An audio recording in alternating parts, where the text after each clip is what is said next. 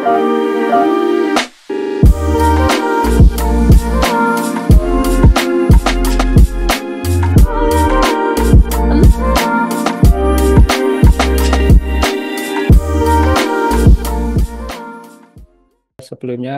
Assalamualaikum warahmatullahi wabarakatuh. Selamat pagi sahabat-sahabat BSI sekalian.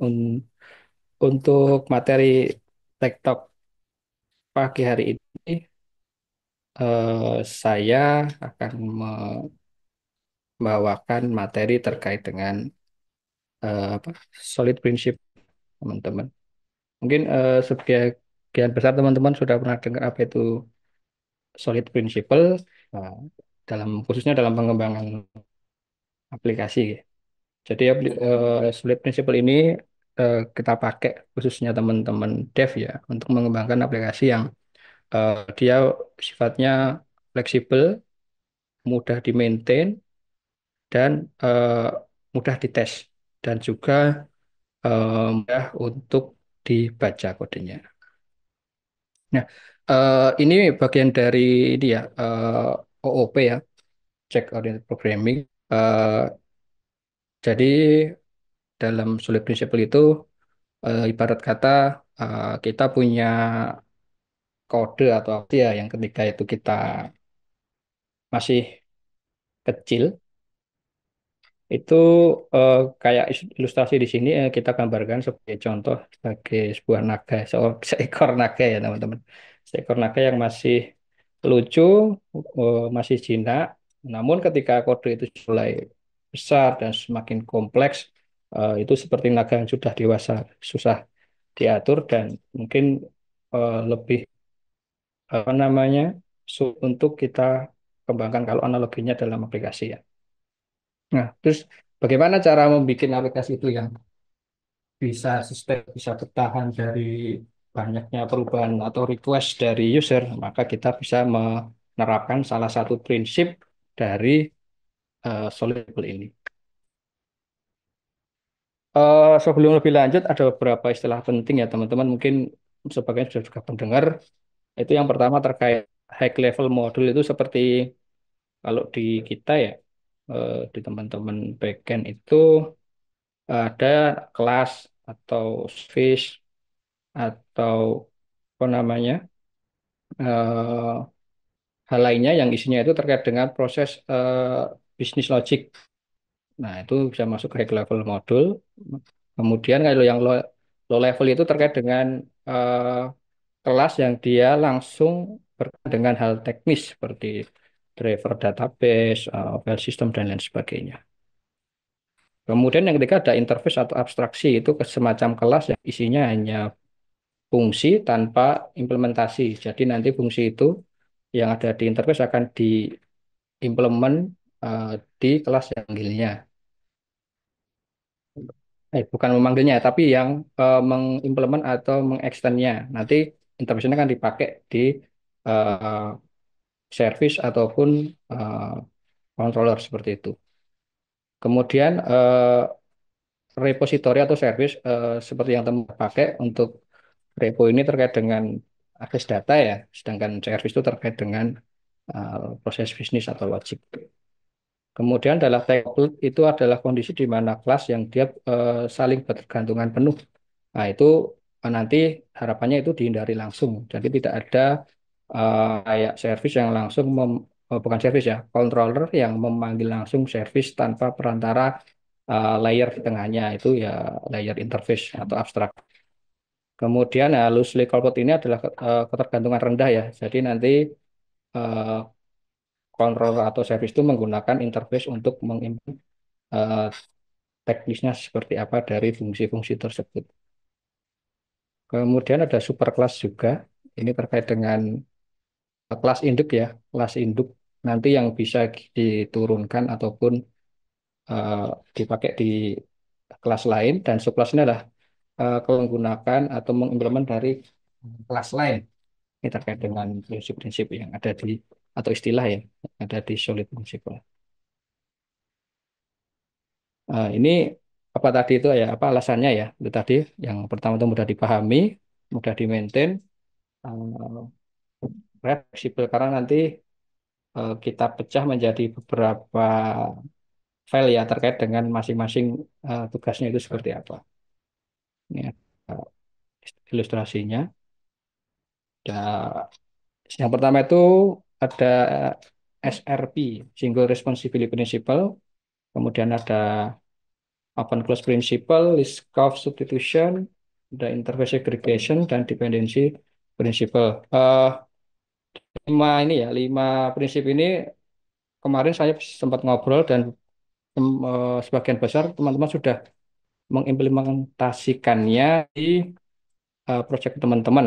Tinggal mungkin teman-teman mungkin ada yang tahu ya, kenapa sih seperti ini? Kenapa ketika manggil satu harus lewat abstraksi dulu atau interface, terus kenapa setiap antar service itu harus ada layer misalnya DTO atau value object. Nah, itu hanya untuk memecah kompleksitas menjadi beberapa file sesuai masing-masing fungsinya. Karena nanti ketika kita extend atau kita kembangkan itu menjadi lebih mudah ketika ada perubahan.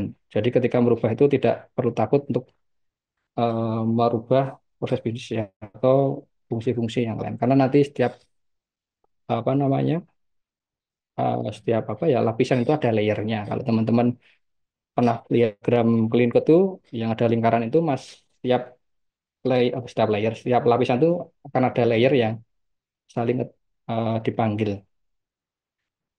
Oke, selanjutnya ini contoh ilustrasinya ya ini sama. Eh, nah, lanjut dulu. Oke, yang pertama terkait dengan SRP itu adalah satu kelas saya punya satu alasan untuk berubah. Itu eh, jadi kalau memang kelas itu memiliki banyak buku, itu kita sederhanakan sesuai dengan kelasnya. Contohnya eh, ini ya dipisah kata kuncinya ya. Setiap kelas punya satu tanggung jawab, tidak boleh lebih dari satu hal. Itu karena sulit dipelihara dan diuji. Jadi ini cirinya. Jadi dalam satu kelas atau controller ada banyak fungsi ya gemuk katakanlah. Terus juga itu jadi satu atau gadu-gadu istilahnya ya. Ada validasi di situ, eh, fungsi kirim email di situ, implementnya dan lain sebagainya. Dan itu jadi nanti akan sulit dites ya. Jadi teman-teman kalau teman belajar clean code itu salah satu materi yang dibaca itu adalah bagian bagaimana cara kita melakukan unit test secara menyeluruh dari kode yang kita buat. Nah, contohnya seperti ini. Ini misalnya dua kelas atau apa ya gambarnya ini ilustrasinya pakai apa, ilustrasi Pokemon dia bisa bernyanyi dan menari. Jadi nanti kita pisah. Yang kelas satu itu bisa menari dan satu kelas bisa bernyanyi. Jangan dijadikan satu. Ini contoh kodenya ya. Jadi ada repo, report service. Nah, nanti kita bikin fungsi sendiri-sendiri lebih apa namanya lebih jelas tanggung jawabnya mana yang buat mengirim, mana buat ngambil data atau buat data mana yang bikin mana yang buat untuk generate report. Analoginya kayak ini tuh kayak misalnya eh, di sebuah satpam itu tugasnya adalah menjaga keamanan di dalam eh, kafe ya. Jadi ada kopi yang tugasnya masak, satpam adalah menjaga mungkin keamanan kafe tersebut. Jadi tidak boleh satpam itu membantu masak juga karena nanti akan jadi sebenarnya berantakan gitu ya karena tidak sesuai dengan tanggung jawabnya masing-masing. Jadi sekali lagi ini terkait dengan SRP ini single responsibility jadi satu kelas atau satu objek itu memiliki satu tanggung jawab. Kalau masak yang masak, kalau kirim email, kalau CRUD CRUD. Seperti itu. Ini gampang ya. Kalau yang pertama ini masih gampang. Terus yang kedua adalah Open Close Principle atau OCP. Itu kelas harusnya terbuka untuk ekstensi. Ekstensi ya. dan tertutup untuk modifikasi. Jadi ibarat kata kayak teman-teman punya sebuah kelas, apa contohnya ya, kayak bikin satu fungsi, kemudian ada modifikasi baru, misalnya kayak kirim notifikasi. Nah, yang pertama kirim notifikasinya pakai notifikasi gateway misalnya yang tanda lonceng itu. Kemudian stakeholder minta lagi kirimin pakai WA. Jadi nanti kelas utama itu kelas yang di extend itu dia akan bikin subkelas lagi untuk fungsi kirim WA. Jadi tanpa merubah kelas utamanya atau fungsi kirim apa namanya kirim notifikasi tadi. Jadi kirim notifikasi ada jenisnya WA atau email, nanti ada lagi request kita bikin subkelas baru dari turunan kelas induknya tanpa merubah core. Nah, ini contohnya kayak gini nih. Nah, tadi gini, kasusnya kayak switch atau if tadi misalnya kirim notifikasi if request WA, if panggil fungsi WA, panggil fungsi mail dan lain sebagainya. Nah, nanti menghindari kode inti sering dimodifikasi. Contohnya ini nih, ada objek apa kelas utamanya itu eh, apa ini car ya, mobil, mobil. Dia yang pertama itu dia bisa eh, tidak terbisa ini tidak bisa terbang. Kemudian ada subkelasnya, dia sama sifatnya, dia tidak bisa terbang, tapi ada lagi kelas baru I can fly. Jadi dia bertentangan dengan ini kan. Nah, harusnya nanti dia bikin subkelas baru untuk ditambahkan fungsi dia bisa terbang. Nah,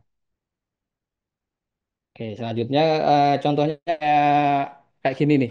Eh, Teman-teman punya roll kabel. Jika roll kabel itu kurang panjang, teman-teman nambah lagi roll kabel dicolokkan ke roll kabel yang pertama. Jadi roll kabel yang pertama tetap bisa berfungsi dan teman-teman juga bisa menggunakan ekstensi roll kabel itu tadi. Jadi tanpa merubah core kelasnya atau induk kelasnya. Nah, jadi tadi dia tidak boleh dimodifikasi, hanya bisa di extend ya teman-teman. Yang terkait dengan close principle ini. Terus yang ketiga adalah, oh ini masih contohnya kayak gini nih. Ini pembayaran nih contohnya. Jadi ada contoh untuk pembayaran. Ini apa namanya kelas utamanya ya. Kemudian dia bikin kelas baru namanya credit card payment. Dia mengimplement metode pay untuk fungsinya. Kalau bikin pembayaran PayPal juga bikin baru. Kalau pakai cash ya nanti bikin baru. Ini nanti apa namanya dipanggil di servisnya. Jadi dia hanya memanggil interface-nya, abstraksinya ya. Nah, nanti ketika udah masuk ke fungsi atau terkait elemennya, dia hanya memanggil apa namanya interface dan metodenya. Nah, bagaimana?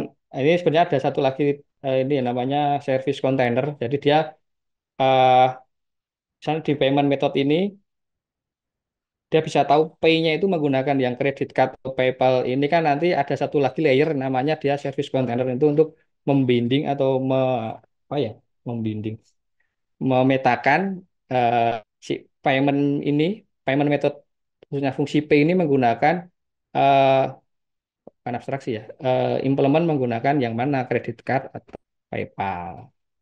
Jadi untuk menentukan ini ya kan sama-sama fungsinya, tapi dia harus tahu mana yang diimplement. Nah, ini di masing-masing framework harusnya ada. Kalaupun nggak ada ya kita bikin kelas sendiri. Istilahnya service container ataupun yang lainnya yang intinya dia membinding antara apps dengan implement. Nah, ini yang ketiga list of substitution principle. Dari sini agak susah dijelaskan, sudah dijelaskan susah dibayangkan ya Kak. Di sebuah kelas itu harus bisa menggantikan kelasnya tanpa mengubah kebenaran program. Kayak ini nih, eh, teman-teman punya remote apa ini remote TV. Nah, ini kan ada baterainya tuh.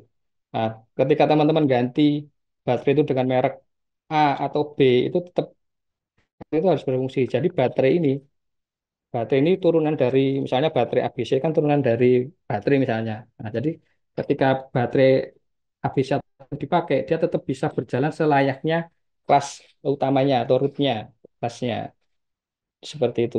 Jadi tidak boleh subkelas itu mengganggu atau tidak sesuai dengan kelas induknya.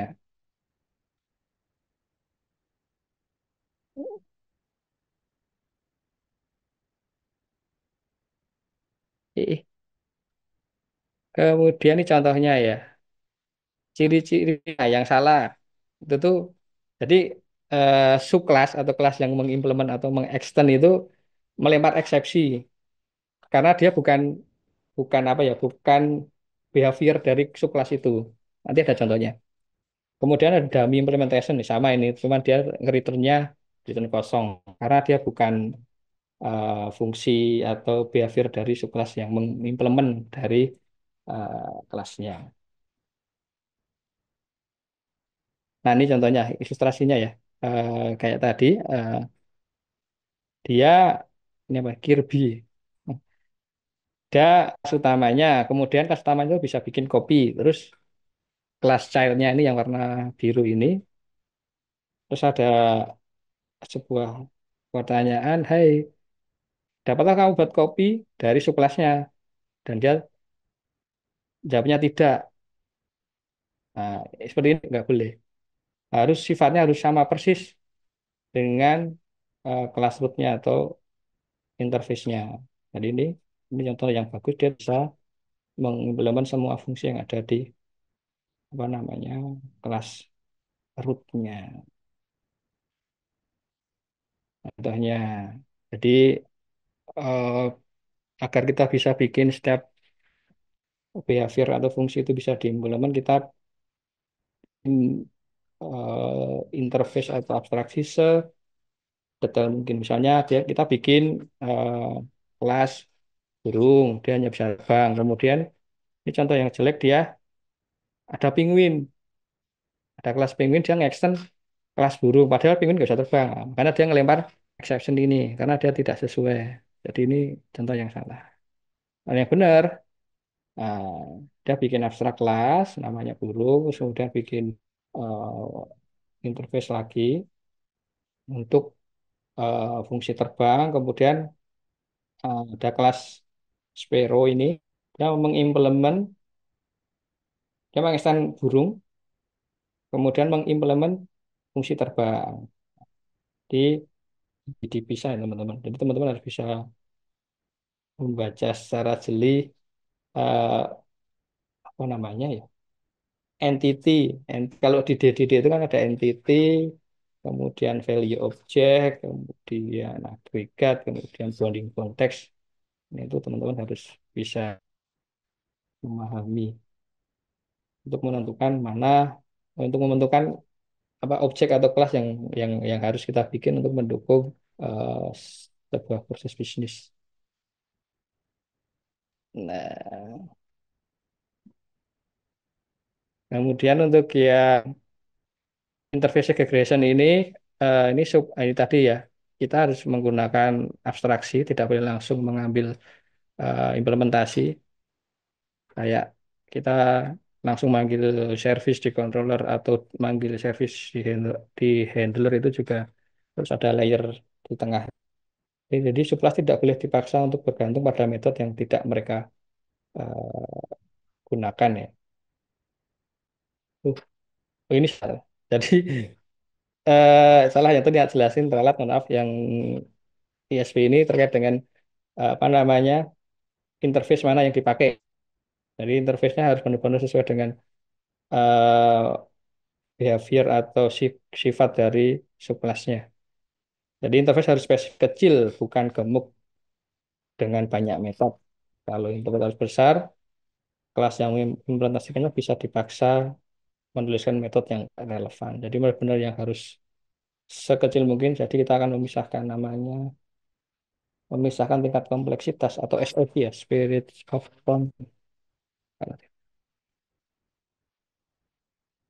Ini contohnya yang salah ya. Jadi interface harus besar, kelas terpaksa mengimplementasikan metode yang kosnya yang tidak relevan. Kayak gitu. Kemudian ini contohnya, ini contohnya dia ada fungsi dia bisa be round, be cute, being a ball. Nah, kita bikin interface-nya. Nah, di sini ada kelas atau service yang ternyata dia tidak bisa berubah menjadi pink. Nah, maka dia dipisah nih fungsi yang turn into a pink ball, dia bikin apa namanya interface-nya juga. Nah, jadi yang blue kirby ini dia hanya memanggil interface yang utamanya. Jadi dia dipisah sesuai dengan sifat dari objek atau kelas itu. Jadi contohnya kayak ketika kita datang ke restoran, restoran itu harus menyediakan menu yang spesifik, jangan hanya menu yang misalnya menu paket atau menu besar. Kadang-kadang ada juga pelanggan yang hanya memesan nasi saja misalnya. Seperti itu.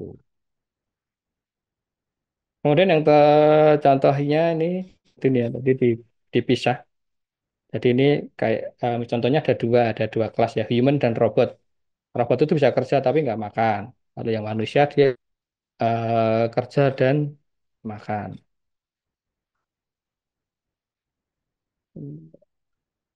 Ini yang terakhir kayak dependency inversion principle.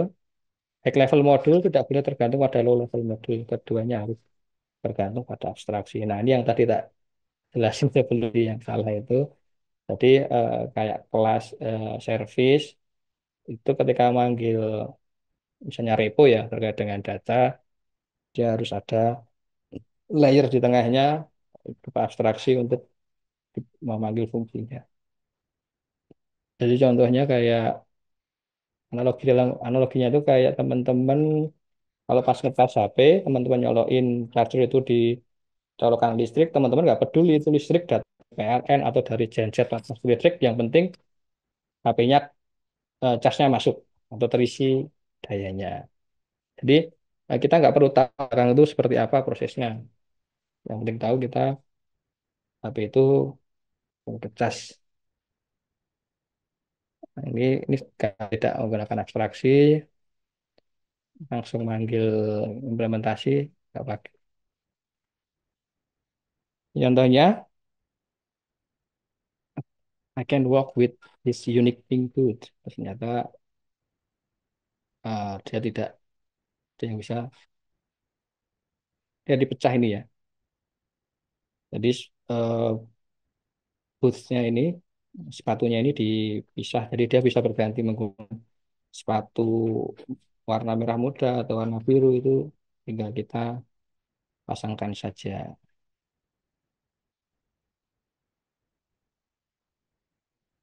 Ini contohnya. Jadi ketika kita ada kelas notifikasi kita uh, mengimplement notifikasi jangan langsung di logiknya dimasukkan ke dalam fungsi kirim misalnya ini juga sama. Ini tinggal di servisnya tinggal dipanggil. Dia manggil kelas abstraksinya, tinggal nanti dipanggil dia fungsinya send dia menggunakan apa. Tinggal nanti diganti di uh, service controller ataupun yang dinamis juga bisa nanti logiknya tetap di service containernya ada dua pengiriman ya. Kalau tergantung user milih apa, nanti bisa juga di pengaturannya, bindingnya ya itu ada di service container. Jadi kenapa alasannya kita harus menerapkan itu karena eh, itu tadi ya maintenance itu yang lebih eh, bisa atau kita permudah ya karena kodenya udah terpisah secara fungsi, kemudian mencari kode spaghetti atau gadu-gadu campur-campur Kemudian testing juga lebih mudah karena lebih mudah di mock ya, karena tidak tergantung secara langsung. Kita menggunakan abstraksi. Kemudian dan kode lebih fleksibel karena nanti bisa di apa ya, dicopot-copot. Istilahnya modular ya, nanti di service container kita misalnya tadi contohnya kirim email, hari ini kita menggunakan SMS, besok menggunakan apa gitu, diatur di situ.